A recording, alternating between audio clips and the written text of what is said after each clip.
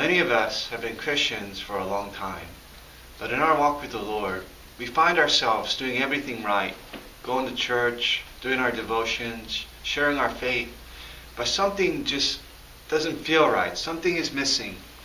We find that we lack that spark, that flame that leads us to greater levels of freedom and surrender. We have great dedication, even zeal, and we're known to be faithful and responsible in serving God. But there's spiritual dryness. We're striving and reaching for breakthrough, yet not quite experiencing the full freedom that we desire. We find ourselves being motivated more out of obligation than true passion. What is true passion? What does passion look like?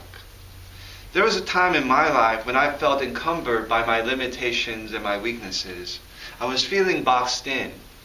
I wanted to grow in my passion for Christ and break out of my shell.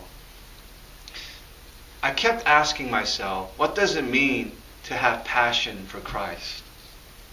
In our text in the Gospel of John, Mary, breaking the alabaster jar of perfume and pouring it on Jesus, answers this question. This woman's radical, unabashed display of love teaches us what true passion is and how God invites us to live out of unbridled passion for Him. 6 days before the Passover, a week before the crucifixion, Jesus knows that His death is impending, and He spends His last days before entering into Jerusalem for His trial with His closest friends, Mary, Martha, and Lazarus, at their house in Bethany. At the house in Bethany, there's a hustle and bustle as guests are moving in and out, and as the food is being served back and forth. They're honoring Jesus, the prophet who raised Lazarus from the dead. Unlike how it was a few days ago, the mood is celebratory. Everyone is cheerful. There's a huge party going on. All the Jews that had come before to mourn Lazarus' death have now come to celebrate his resurrection and the prophet from Galilee. Jesus is reclining at the table next to Lazarus, while the disciples and the men are reclining surrounding him. All of a sudden, Mary barges in, breaks the alabaster jar of perfume on Jesus. Gasps go up in the crowd. The men are astounded. Then she kneels and begins to wipe Jesus' feet with her hair. We sense and see the men turning and twisting in a sort of unease. There is a long silence. The fragrance of the perfume starts to permeate the air and everything until it fills the whole house. Put yourself in Mary's shoes. It took tremendous courage for her to do what she did in front of all those men, especially taking into account the relationship between men and women in those days. It was unusual for an unmarried woman to be seen in the company of men except to serve. Think about the awkwardness that would have been caused merely by her presence. Mary knew well that what she would do would cause such a stir. This striking act of breaking the alabaster jar, pouring on Jesus, and wiping his feet with her hair. For her to do this intimate act of very personal devotion in front of all those people took tremendous courage. It was something you wouldn't normally see another person do in front of others. In fact, you would be downright embarrassed to display such affection towards someone in public. Think of how uncomfortable it made everyone feel. Yet she didn't let social convention, what people thought, or the fact that her act would cause such a disturbance hold her back from expressing that deep love and gratitude for Jesus. It's almost as if in that moment her love was uncontainable. She had to express it in the only way she knew how, and nothing would stop her. It is interesting, the Gospel of Mark writes that she broke the jar, meaning she intended to fully waste it on Jesus. She wasn't holding any of it back. She wasn't saving any of it. It also says that the perfume was worth a year's wages, meaning about 72,000 shekels. Or with current standards, with conservative estimates, maybe about $20,000 or more. Can you imagine wasting that much money in a single act on someone, even someone that you love? A wedding ring, which is probably one of the most expensive investments we make on another person, doesn't cost half as much. No wonder why the disciples thought it was a waste. It is also probable that this perfume was a dowry, meaning that Mary and her family had saved this up in order to give to Mary's future husband when she got married. The more expensive or valuable the dowry was, the more desirable you became as a marriage candidate. And for her to waste it on Jesus meant she was even sacrificing her chances of ever becoming married. And thinking about the meaning of marriage back in those days for these women, it highlights the sacrificial aspect of her act. Back in those days, women didn't have much of an identity apart from their marriage to their husbands. Their status was completely dependent upon who they are married to. And women who are unmarried didn't have much of a option in carrying out a livelihood. Therefore, taking all this into account, it heightens the sacrificial aspect of Mary's act. As soon as Mary broke the jar, the whole house was filled with fragrance. Imagine what a beautiful scene this is. Imagine being there, the smell washing over every part of your being. Then Mary begins to wipe Christ's feet with her hair. Only slaves wipe the feet of their masters. Mary, out of her own free will, she was lowering herself to the position of a slave, to wipe the feet of her Lord, the humblest part of his body, with her hair, one of the most glorious parts of a woman's body. Nothing of hers was too sacred to offer up to Christ. No longer was she this dignified woman, but she became undignified. In the face of love, dignity is laid down. True love is undignified. There is no pride in love, the Apostle Paul writes in 1 Corinthians 13.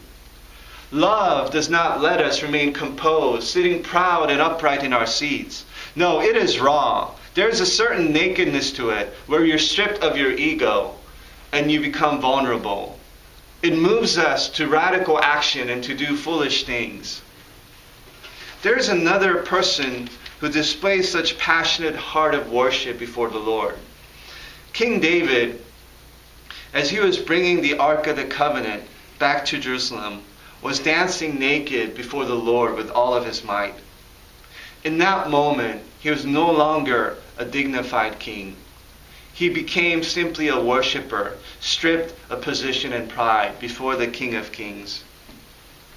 Remember his wife, Michal, her reaction as she was observing him from the window, leaping and dancing before the servant girls. She despised him in her heart. And later on she confronts him and says, "How distinguished the King of Israel made himself out to be today, dancing half naked before the servant girls, like a vulgar fellow." What was David's response? He says, "Even if I'm more undignified than this, even if I'm more humiliated in my own eyes, I will celebrate before the Lord."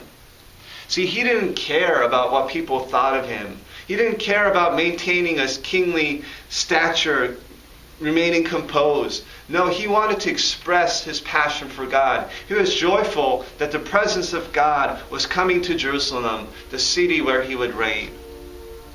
There was nothing hindering King David. His love for the Lord was not the kind that was contained, prim and proper, maintaining composure. No, it was raw, dancing before the Lord with all of his might. See, when love motivates us, it is contagious. It is uncontainable. It breaks through social conventions. But that kind of love can also lead to misunderstanding.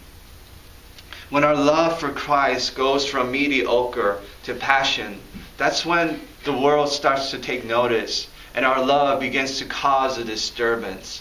Mary's act caused a disturbance. It shook people up. It offended the disciples. See, when our love for Christ becomes radical, that's when people start to get upset and tell us, no, you can't do that. Even fellow Christians, they may see us, and some may not understand us. Some may be offended. Some may even persecute us. We see the same reaction to Mary as that to King David. The disciples, particularly Judas, along with Michal, they get upset and angry at this extravagant show of love because they do not understand. They do not understand the beauty of our King, the King of glory and His majesty. For them it is unfathomable. It doesn't make sense because they don't know the one deserving of such worship. Nothing was too unbecoming for Mary to do for Jesus because of her unabashed, unbound love for Him. In this way, she was like Christ, embodying the love that Christ Himself showed. For one, Christ does a similar act a chapter later as He washes the disciples' feet.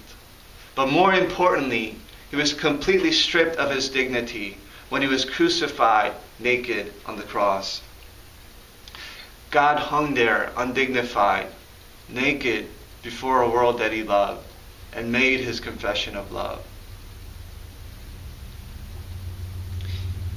That is perhaps the reason why her act is commended by Jesus. And Jesus tells her that her act will be commemorated wherever the gospel is preached. We see the different reaction of Christ and the disciples to Mary's act. The disciples get upset and angry, while Christ commends her act. Jesus does not prohibit our acts of devotion, no matter how radical they may be. That is because He is worthy. What seems like a waste to others is not a waste in His eyes. He receives our acts of devotion and commends it, and He keeps a record of it. In fact, everything that we do for Jesus, He keeps a record of. He honors this woman's extravagant show of affection and says that her act will be commemorated wherever the gospel is preached. God honors and recognizes such devotion to Him. Again, we see the parallel in the story of King David. When King David realizes that he's living in this magnificent palace, while the house of God was lying in shambles. Basically, at that time, there was a tabernacle. That's where people would get together to worship God. But it was just made out of humble a tent. There was no building. So King David feels guilty that he's living in this palace, and he wants to build a temple for God. And remember what was God's response. He says, "Will you be the one to build a house for me? No, you will not build a house for me, but I will build your house, and I will build your kingdom, and it'll be established forever." Think about the reaction of God, just how amazing that is. When King David wants to honor God, God in return honors him in a way that is unimaginable. He says, "I will build your kingdom forever." That kingdom will last forever. Speaking of Jesus' kingdom and the seed that would come later through King David of the Messiah and building His kingdom forever. But through this honoring of God, King David becomes the ancestor to Jesus. So God honors our acts of love, and they're never wasted upon Him. The world may point the finger and tell us that we should be preoccupied with more important things. But God honors and remembers every small act of love that we do for Jesus. The world may not recognize such wasteful acts, but Christ does not consider them a waste. He remembers them and honors them. He says, "You have done a beautiful thing to me." What do we do that seems like a waste to others, but is really not in Jesus' eyes? To Him, it is a beautiful thing. How much of our actions, done supposedly out of devotion for Christ, are limited by what is the right thing to do, the societal norms, or other people's expectations? How radically different will our lives be if we're led by unbridled passion instead of a set of do's and don'ts? How different will the world perceive us if we started living like this woman in our daily lives? I doubt that they'll fail to see the Christ that lives in us. Oftentimes we think the Christian life as a list of do's and don'ts, that as long as we're doing what is minimally required to stay clear of sin, to contribute to the church, and to show up at all the meetings, then nothing else is much more demanded of us. But what we fail to realize is that Christianity is a journey into a robust relationship of limitless love towards God. It's more than fulfilling an obligation out of moral duty. It's about finding yourself so overwhelmed with the love of God that you're never the same, leading to radical abandonment to God. Have you ever been in love? It's a lot like being in love. When you're in love, you don't really think about what you should or shouldn't do. You don't measure how much it's going to cost you or the sacrifices you have to make to please the other person. No, you do crazy things for the other person. The years later on, you think back and you say, what was I thinking? That's because at that time, your love for that person compelled you on, and everything else fades in comparison. Serving the other is no longer an obligation, but you love to do it. You love surprising that person with extravagant gifts and lavishing them with affection. It is no longer an obligation or a burden, but you'd rather be doing it. In fact, it would be painful for you not to do it. See, whenever a relationship becomes problematic is when the only thing that is maintaining that relationship is obligation. Jesus tells us that this is a serious problem, that we need to repent from it, as he tells the church in Ephesus in the book of Revelations. True Christianity is about living out of passion rather than merely out of duty for the one who saved you. That may lead you in response to do radical things that seem wasteful to others. In fact, your whole life may seem like a waste in the world's eyes, because you no longer operate by their standards. God desires for us to go ultimately beyond merely observing a rule to where we want to give all of ourselves to God, where nothing we hold is withheld from Him, to come to the place where we're unrestrained in our love for God, even to the point where we would gladly lay down our lives for Him. Mary wasted what was most precious to her before Jesus. May our lives be wasted just the same.